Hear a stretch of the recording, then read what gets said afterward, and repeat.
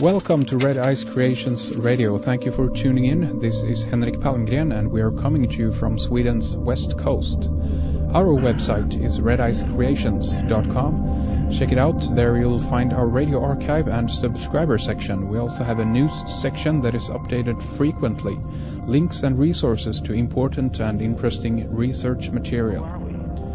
Today we have our regular guest Michael Tsarion back with us on the program, and we have an important subject lined up. Our theme is the post-human world. This is about transhumanism, AI, artificial intelligence, the cyborg, genomics, and the new man. Before we dive into it, I want to mention a few of Michael's websites that you need to take a look at right away in case you're new to Michael's work. The main site is michaeltsarion.com. And from there you'll find links to taroscopes.com and also originsandoracles.com. Much more material for you to dive further into. To set the theme for our program, I want to read a quote from Genetic Armageddon by Steve Quayle.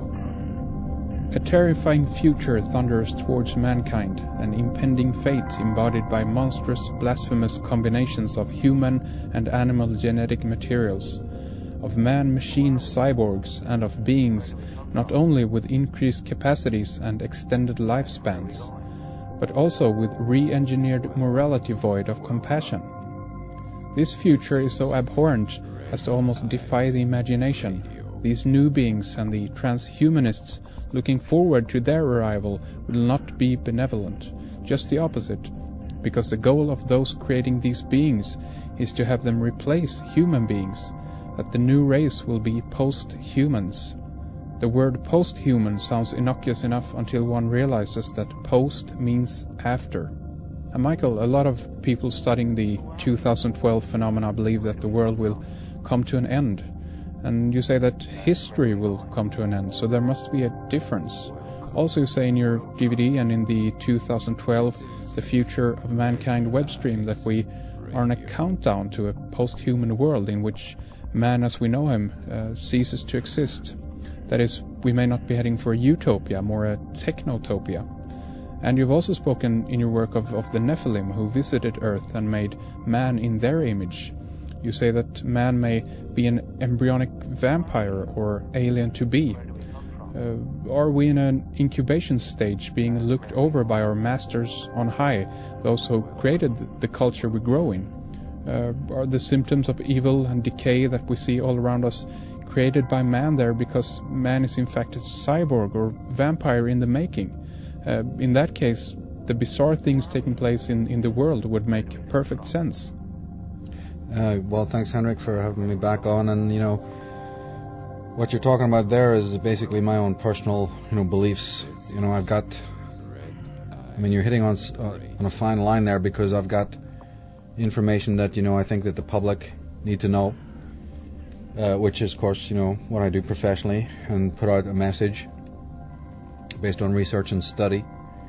And then I've got my own, ruminations, and I don't really want to trouble the human race with my own thoughts and theories, but that particular one, is something that is close to my heart, and I think that a lot of people who've sat and really looked out the window or watched TV, or examined the teen, and anyone like myself, maybe who's come from a troubled spot of the world.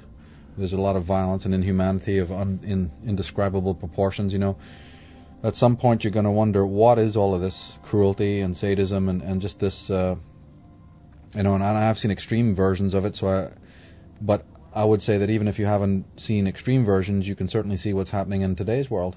Genocide, and war, mass murder taking place. It's almost like the earth is not a pleasant place to be on for a lot of people. And when you see all of this, and you look very deeply into the causes, and you study psychology and sociology and these things, it's not... I know it sounds very science fiction to a lot of people, and the science fiction has certainly even dealt expressly with this theme. But I tend to think, could it be? Could it be that, we are in fact not heading for, a perfect anthropos? We're not heading towards utopia. Even if you take on board, the idea of evolution, what are we evolving into exactly? And everyone goes, oh, man has got these, problems. He's a divided being. He's got his reason on one side. He's got his emotions on the other. We're working it out. Religion will help. Science can come up with a cure. We put a lot of our faith into a lot of these things. But, again, I would tend to look at it and say, well, let's look at it from another point of view here. If our DNA really was tampered with in ages past, and if we are, in fact, already part alien, and we might even find that human emotions are troublesome and cause more trouble than they're worth. I mean, don't we live in a culture like that, where people are sucking, all forms of pharmaceuticals into them, dying to block out the pain, block out the suffering? We're living in a situation in which people are becoming more and more dehumanized. So perhaps what's happening in 2012, see, I've never believed that the world is going to end. I do say history is going to end, and you're right, there is a difference. But could it be then that the world we know it is going to end? The human world?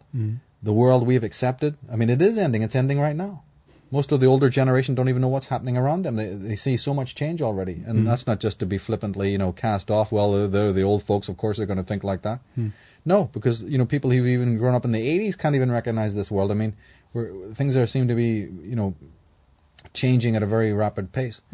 So I have, toyed with the idea that, look, if these aliens came here, tampered with our DNA, we are their creatures, perhaps we are in a sort of a kindergarten level of what they are. A lot of people email me, and a lot of questions have been asked, hey, look, if we're run by these Nephilim guys, why don't they wipe us out?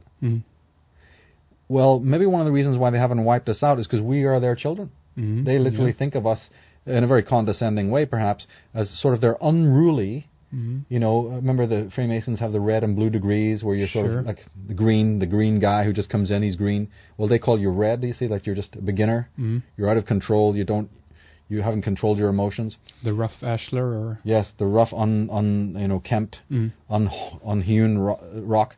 What happens if these imperious, very detached, highly controlled masters, these people who are descendants, look down upon us and go, well, you're just the naughty children. Look at all of you in wars. Soon we'll have an Orwellian, one world order, and we'll get you calmed down, and there won't be any war anymore. And we'll even take care of all of those troublesome emotions. But my goodness, look at you guys. We turn our backs for 5 minutes, and geez, you're just all over the place. And you even believe in God and all these weird things, and you talk about spirit and brotherhood of man. Oh, you're so quaint. But one day you'll grow out of all of that, because, these are just troublesome ideas. They keep you awake at night. Don't you realize we're the Nephilim, and we, pat you on the back, and you'll go to our schools, and, slowly you'll evolve. It's just a matter of time, because we want to make you into who we are. What would happen? Wouldn't that explain what's happening in the world? Wouldn't that explain why man is so dehumanized and why he almost craves? See, to me, look, it's incomprehensible that we've had the movies that we've had the philosophers that we've had the thinkers that we've had the rock bands that we've had, and that we're still in this much mess. We have had teachers of the greatest dimension. You can't imagine greater than Tolkien. You can't imagine greater than C.S. Lewis, and I'm talking about my mentors here, right? But, what about the Who, and their music, or, their movies? What about, the bands, Pink Floyd and the Moody Blues? Are we talking the same language here? People have listened and grown up with these people's music and watched these films, and they still haven't got a faintest idea what's going on. They still can vote for the corporatization of the world and for war and vote in these tyrants. To me, you see, that needs to be explained. And it can easily be explained if you toy with the idea that it's because man is not heading towards Godhead. He's not heading towards enlightenment. He's not heading towards brotherhood of man. He never was meant to end up that way. That's all a fiction. That's all just to keep him warm at night, as sort of in his kindergarten level, He's gone off down all of these vague tangents. Talking about religion and God and brotherhood of man and peace on earth and all of this kind of thing.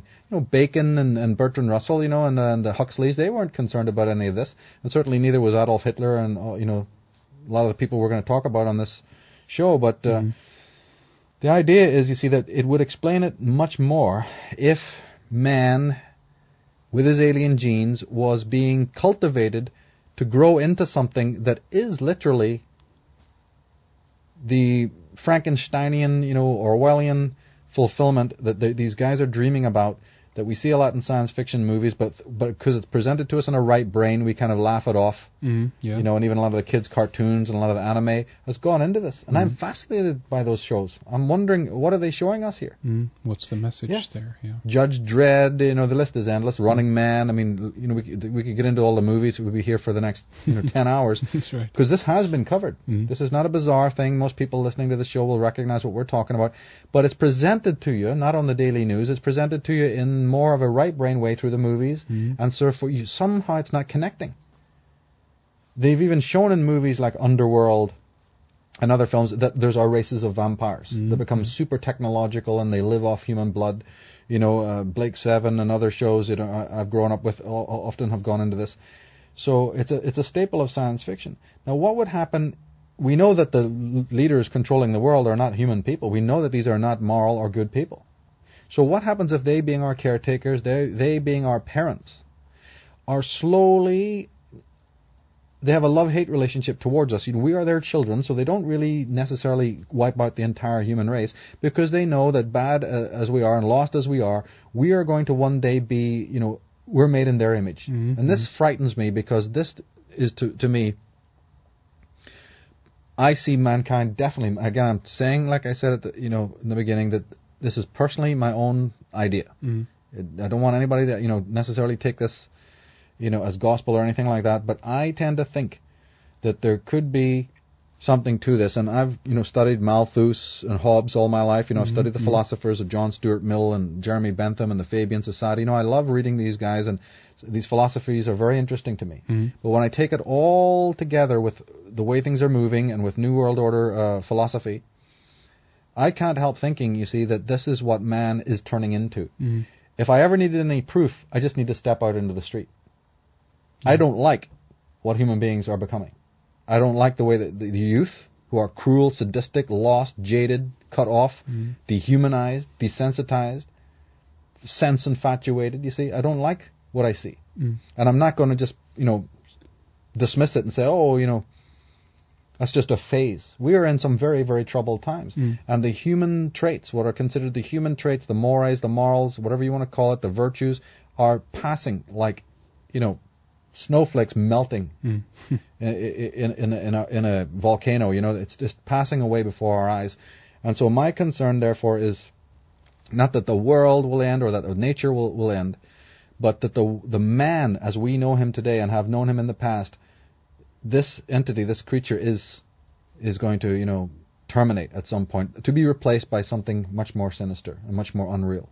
So is this about taking away the spirit in man, the essence of where we think at least our morality lies and all of this? Is that where? Yeah, it's the ending of virtue. It's the ending of man's. See, what is it that makes a man a man? What is it that makes human beings human? There's only two things. One is that he is free to choose to be rational or not. Right. So when people say, hey, a man's born free, right? Man's free. Yes, he's free, but that's only half the sentence. He's free to do something.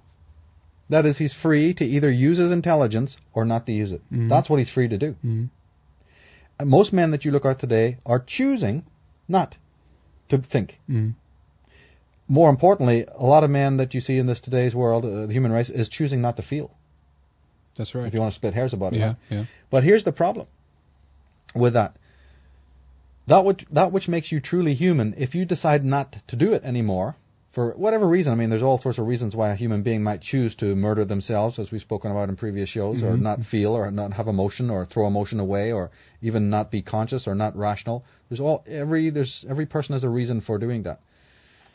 But just in general, let's just say that if you do choose to not face yourself, or because you're so self-sadistic, you've literally murdered your own emotions, or whatever terminology you want to use, you've done it because you want to avoid pain. Psychologists know this. It's a common problem. We have darker emotions. We have things that cause us great emotional distress. So we stop being introverted. We don't look at ourselves. We don't face ourselves, and we block it, either by constantly working